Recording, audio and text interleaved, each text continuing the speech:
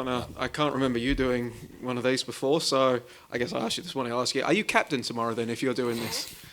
Can't disclaim anything yet. Nah, I'm definitely not captain. Okay, but coming to the end of this cycle, mate, and it's one where you've really established yourself in this team as a regular in the starting 11. Coming to the end of this second phase of qualification journey, how are you enjoying your football as part of this Socceroos setup? I'm loving it. We've got a fantastic group of boys, and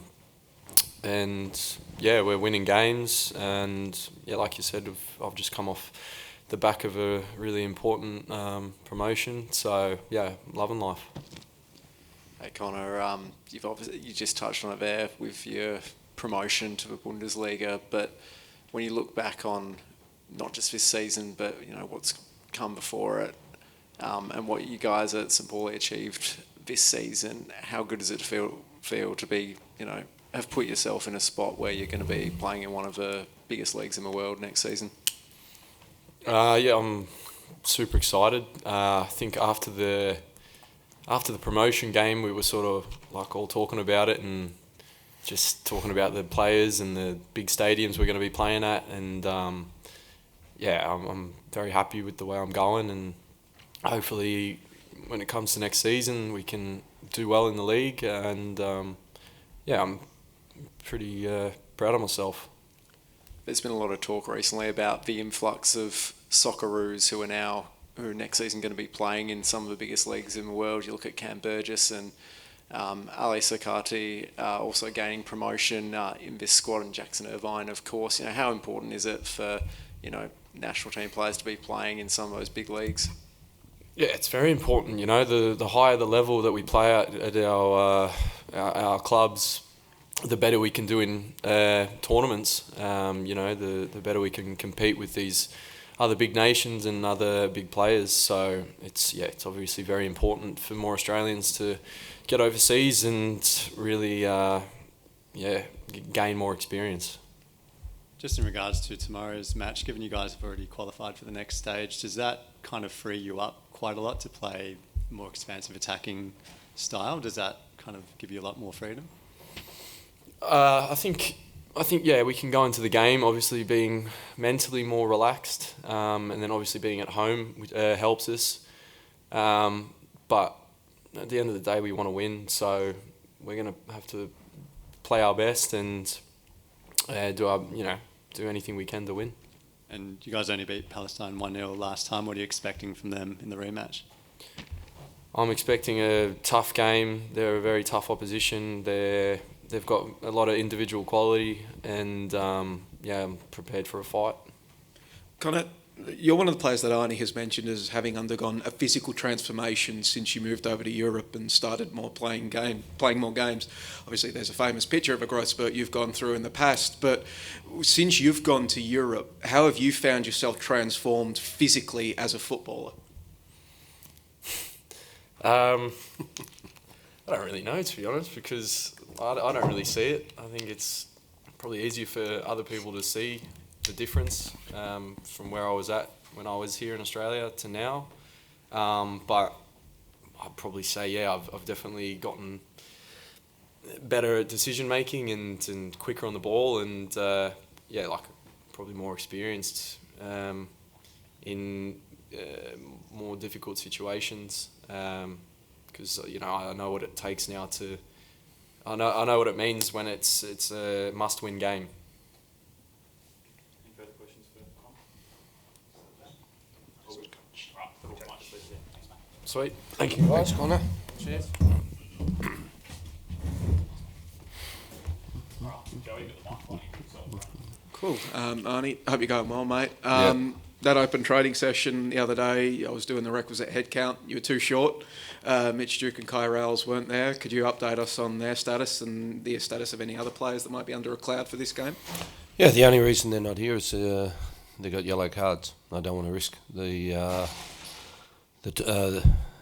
moment that if they play, they get another yellow. They're suspended for the September window. Point one, point two is that they've come off, or Kai's come off the back of a long season.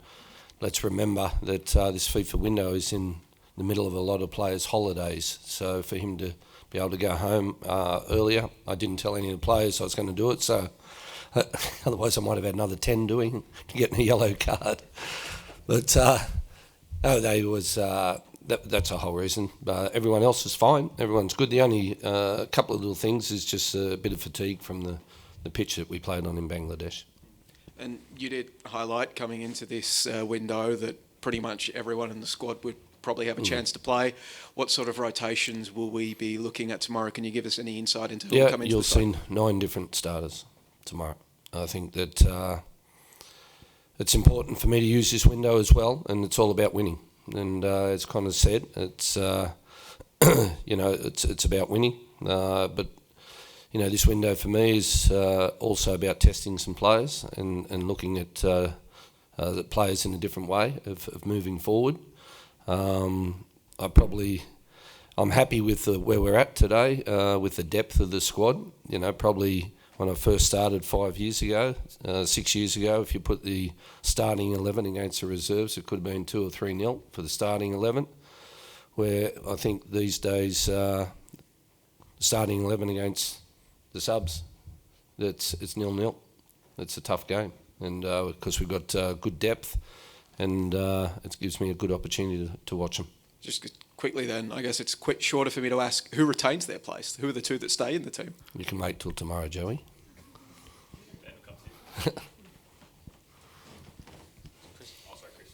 Obviously, being a home fixture for some of the players here, and obviously the crowd will be really loud as well for some of the players. Can you tell us a bit on your thoughts on Chikati? He's been amazing. He's a very, very mature kid for his age, with on the football side of things as well. That nothing rattles him at all. He's obviously, I left him out the Asian Cup for him to focus on his club football and go for promotion. And he's done that and done it very, very well. And it's incredible to see that our strength is in our centre back position. We've got 2 playing in the Premier League, plus Harry Sutter, who's obviously in the Premier League next year. But we'll wait and see what happens there, as well as Kai Rolls. We've got plenty of depth. But Alessandro's done exceptionally well, and I can't wait to see him play tomorrow. And obviously his age is 20. He's very exciting. He's been promoted to top flight football. Talk about his maturity, especially in that position as a centre-back where you really got to be pretty experienced in there. Yeah, and it'll be a good test for him tomorrow as well, because they're physically a strong side.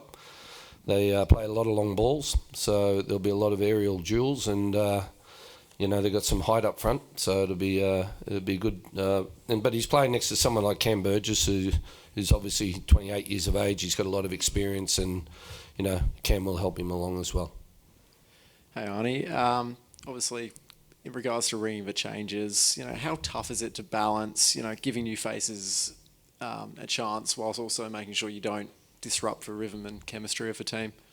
Yeah, it's important that you have stability, but I've had these boys now for quite a long time that they know what I want and expect. It's my expectations are always high for everyone, so there will be no confusion. It will be a very well-prepared team that's will put in a great performance.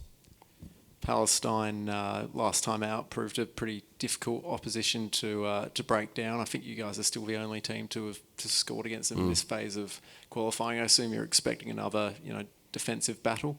Yeah, look, and I think it's good for you to see them live because a lot of these nations, Middle East nations, are very, very physically strong and well set up. They've got a lot of European coaches that are there and that look after them, but Palestine are a very physical team.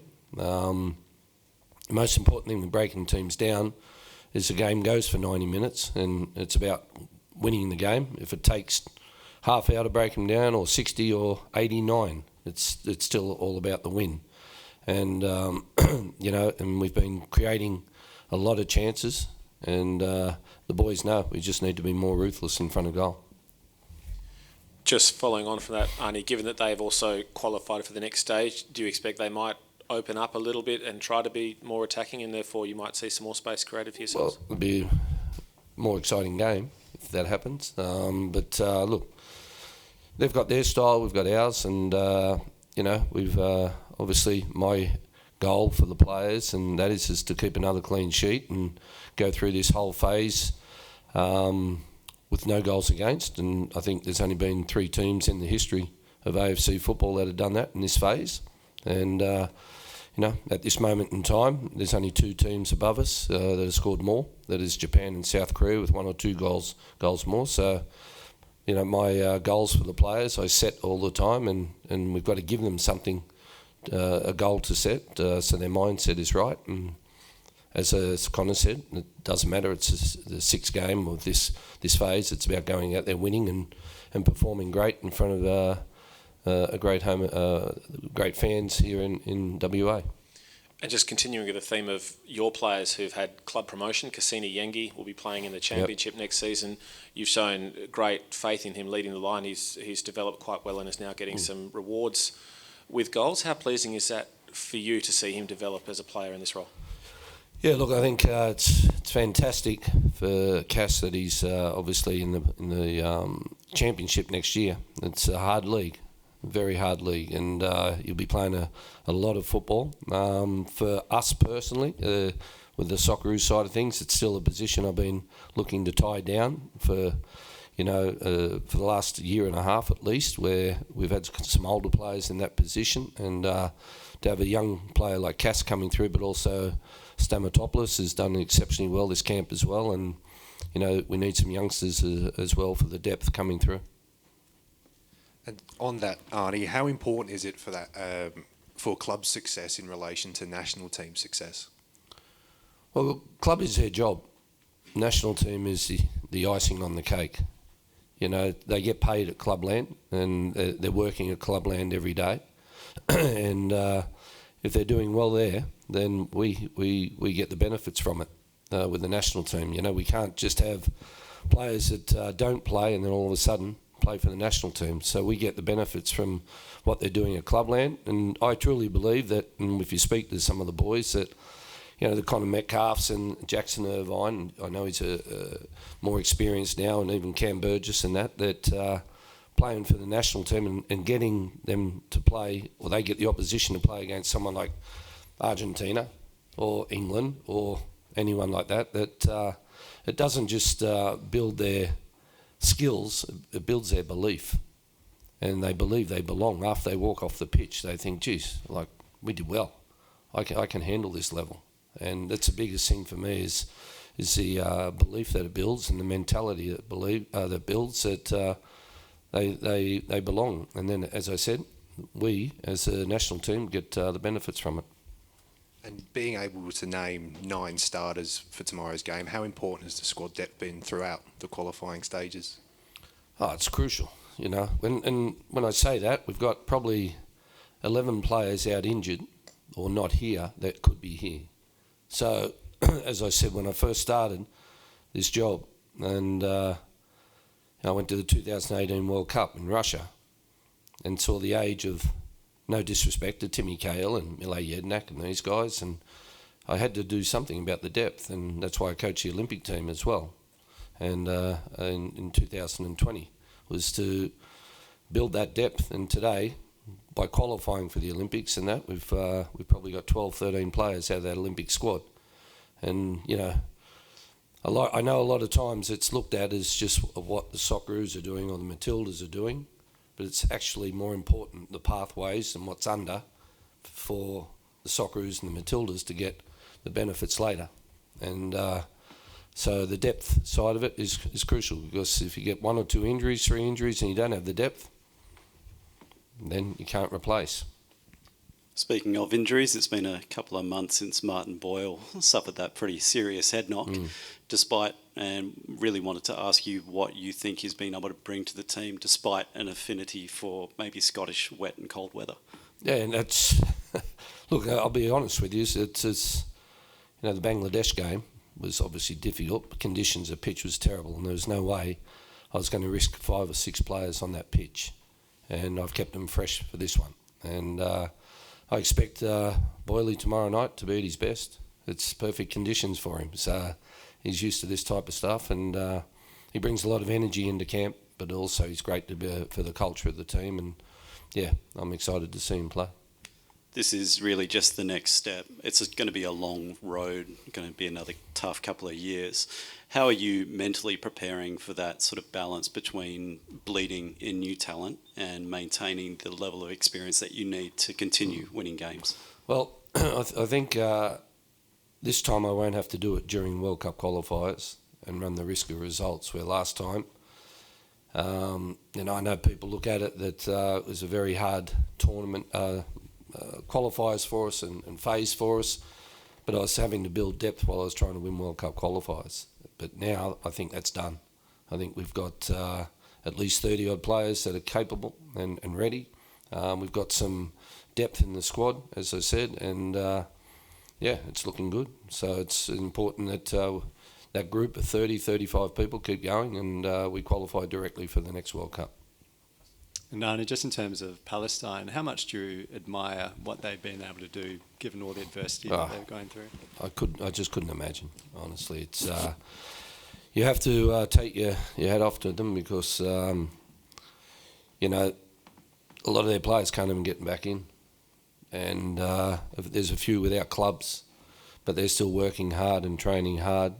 And a lot of players have had to leave, obviously, the Palestinian competition because it's called off, and have moved to different countries in and around Egypt and these type of countries, Libya and that, to keep going. So, it's very sad, but at the same time, you have to admire what they're doing. Somewhat scrambling, but that was my question. But I guess I'll also ask, China against South Korea kicks off, I think, 45 minutes before your game does. Obviously, there are ramifications from that game in seeding for your side. Will you be following along with that game at all? No, we control what we can control. That's ourselves, and we've got to get the right result. I think it's 1 hour and 10 that they're kicking off before us. I think there's 7, we're 10 past 8. But look, all we can do, Joey, is control ourselves, and I just want to see a great performance in front of a home crowd. And as Rita said, I came here for the press conference, I think it was 5 years ago, when we were going to play Q8, and then COVID hit. So at least we're here this time.